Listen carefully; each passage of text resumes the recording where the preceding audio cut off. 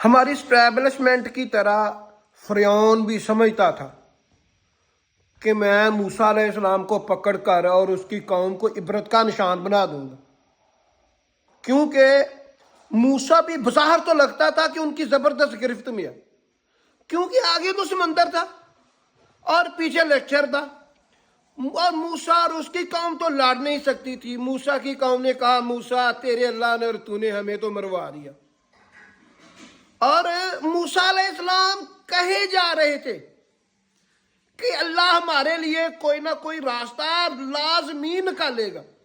پھر اللہ نے حکم کیا موسیٰ تیرے ہاتھ میں کیا ہے؟ کہا اللہ عصا ہے، اس کے ساتھ بکریاں چراتا ہوں، پہلے بھی اللہ تو نے پوچھا تھا، وہی عصا ہے۔ کہا اس سمندر میں مارو۔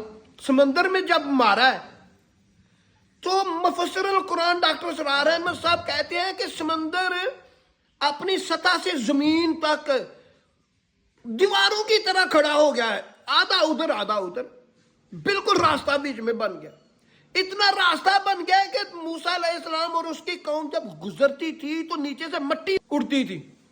اللہ نے ایسا راستہ بنا دیا۔ تو پھر فرعون اتنا سرکش تھا کہ اپنی قوم اور لشکر سے کہنے لگا دیکھ لو میں نے تمہارے لیے راستہ بنا دیا۔